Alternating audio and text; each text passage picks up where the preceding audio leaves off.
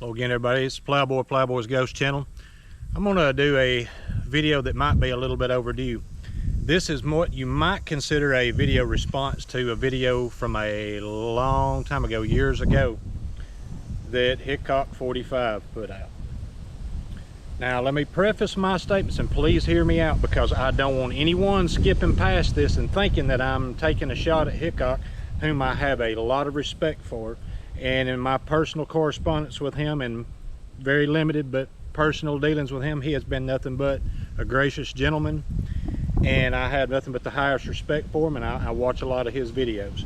Now, with that said, some time back he did a video concerning loading 5 and loading 6, whether or not you do NX, and showing basically taking a tool handle and hitting the hammer of a single action army or clone. I think it was a single action army, and it discharging the primer, igniting the primer. Well, which would set off a round if it had been a full round, but he was just using prime brass cases.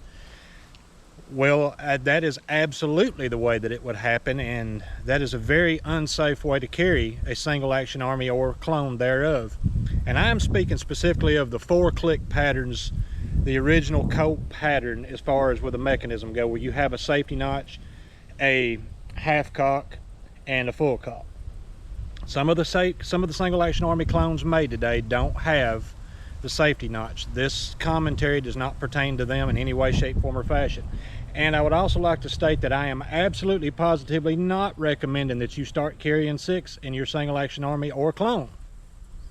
I think we can all agree that that pattern of a firearm is safer without one under the hammer, with an empty chamber under the hammer. I wouldn't dispute that at all. Matter of fact, all of my single action army clones, except for this one on my side that is currently unloaded, all have 5 in them at this moment. With that said, my problem is with the cowboy load, which is basically a Hollywood load.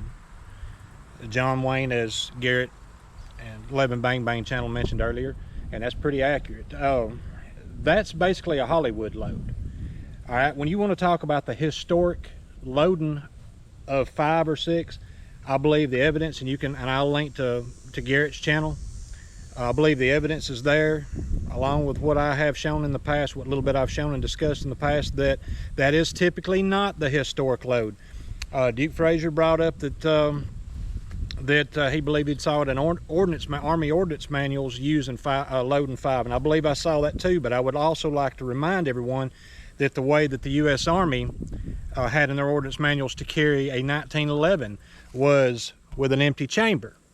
But that's not the way that I won't say 99%, but that's not the way the majority of people carry a 1911, nor was it the way that John Moses Browning designed it to function. Carrying a 1911 without one in the chamber negates the need for a couple of its safeties, its main safety. So I always carry one in condition 1. Now, with regard to this, I'll just go ahead and I would also like to say that I have since seen that AR American has done a video where he is willing to perform a test if he can get a little bit of help to his Patreon, and I suggest everyone do that, because I would like to see that video. Probably a lot more extensive test and torturous test than what I am about to do for you, to see how much it'll take before it fails, before the hammer or the trigger tip, or whatever you want to call it, before it fails on a clone. I am not going to push this gun to that limit, to that level. This is going to be duplicating what Hickok45 did on his channel, and then showing why that is not really relevant. With all due love and respect, Hickok45. I think you'll see where I'm coming from. I think that's enough talking, so let's do this real fast. I'm hoping that you can see, we'll put her on half cock, that I have this unloaded. Now,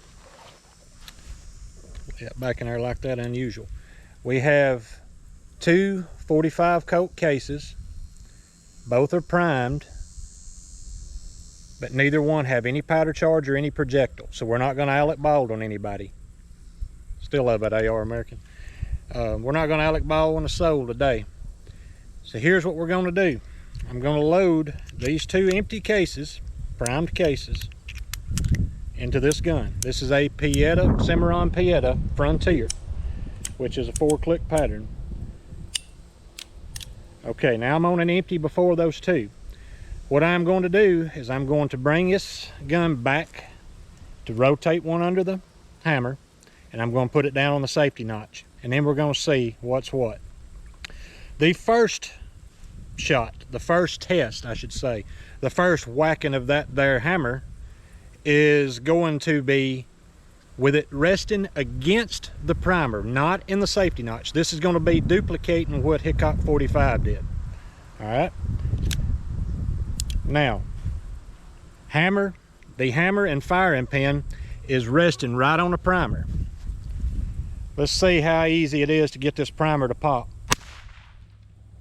Well, that was pretty daggum easy, wasn't it? Now, let's rotate it to the next one. We're going to put this one in the safety notch. I'm going to give it the same amount of whack as what I did the one previous, but plus a lot more.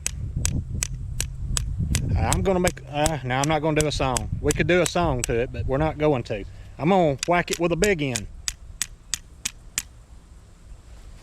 All right, that is not the most extensive that the test could be. I'm not trying to break this gun because I don't have the money for the parts. Now I have taken it out of the safety notch, put it down against the primer once again, which is once again duplicating what Hickok45 did in his video. Whoops, well, we ain't gonna get it to go now.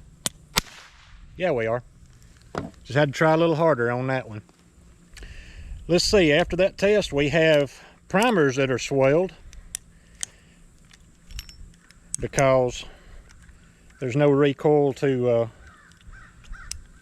keep them fully seated. I don't know if y'all know that or not, but when you, if you don't have a charge in a projectile in the case and you fire just a primered case, the primer will actually come back because there's enough room to do it, and no recoil means that the recoil shield right there is not keeping that primer fully in its pocket. So there you have it. Was a C. The notch feels solid as hell still. Can you see it still in the notch? We'll let it down. Now it's down. All right, this is not a very exhaustive test. I understand that. It's not very scientific. If you want to hear a great, much more qualified scientific examination or evaluation of the parts in question and what it would take in a, the pounds of force to break that notch or the trigger tip sear, I'd look at Snapper's Antique Firearms. Don't know what it's Wild Snapper, but anyway, I'll link you to him too, because he and I have discussed this. He and 11 Bang Bang have discussed this, and I'm going to link you to AR Americans too, because a matter of fact, I may see if I can help out AR American in his quest, because I'd like to see it pushed a lot harder than what I just did. What I did was an elementary level comparison to what Hickok45 did. Once again, I have mine all loaded with 5. I'm not suggesting that it's the best thing for everyone to do. Matter of fact, it's not the safest thing for everyone to do, and this only pertains to the 4-click single action army clones or single action armies that are the original Colt design and pattern. No Cattleman 2s or any of that other business involved in this, and none of the other models, Smith & Wessons and Remingtons. This has nothing to do with any of them. Has nothing to do with the open tops. They don't have a safety notch or anything like that. So if you have a question and you feel like, hey Plowboy, are you saying that it's safe for me to do this with this gun? I'm going to tell you universally across the board, I'm not telling you what's safest. I'm just showing you that there is a misunderstanding of what was historically done. And you'll see people left and right, they'll repeat the internet thing that this is, oh, that notch is so fragile, or this. No, it's not fragile. And I'm not saying that there haven't been metallurgical problems in specific guns, but industry-wide of today's guns, I would not expect to have a safety notch break easily. And I will say once again, for those who did not catch it in any of my earlier videos, a long time ago, I'm gonna say about 2012, 2013, I was seated on a 5-gallon bucket that had, you know, as a matter of fact, I've got a seat up there like it. That had one of the soft little seats that's actually the lid you sit on like a hunting seat. Over here in a buddy's shop. And I had an old wore out holster. It did not fit that gun well. I had it in a bad spot. I think I had it tied to my leg. That made it even worse, because that means when I was sitting down that the holster was angled down. I had 6 loaded. That's the way I carried them back then. I had 6 loaded, hammer and a safety notch on a Cimarron U-Birdie old model frame Thunderer, 45 Colt. I dropped it from, I'm going to guess, 1.5 feet, 2 foot onto concrete, onto the hammer. The safety notch did not fail. The gun did not discharge, thank God. That got me thinking, and I guess that's why when I found some, you know, some people saying this cowboy load, cowboy action load, Hollywood load, is the way they all used to carry them. I thought, well, I don't want to be an idiot and not carry them the way they all used to carry them. I was looking for a little bit of historic authenticity in the way I was doing things and what I was carrying. But the fact of the matter is I'm sure some carry with an empty, and if you were, and if it does pan out that that the ordnance manual called for it, and it seems like I remember that too, but that's military and that's not really got anything to do with it. That they wanted them to have a load 5 and have an empty under the chamber, then I will say that's, I probably got lost my train of thought, but I'll say that is definitely technically a safer way to carry it. But then, just like as Garrett pointed out, I was hollering it at the TV and warming up the camera, or plugging in the camera when he said it on his video. You know, that's, to me, that's akin to carrying an automatic or semi-automatic pistol without one in the chamber. Well, there's no question it's safer without one in the chamber. My Glock Model 20, it'd be a lot safer without one in the chamber, but there's a balance between readiness, usefulness, and, you know, and safety. If we're doing everything completely safe and safety is the only goal and there's no other concern in it at all, wouldn't it just be safer with a completely unloaded gun? I will talk to y'all later. Thanks for watching.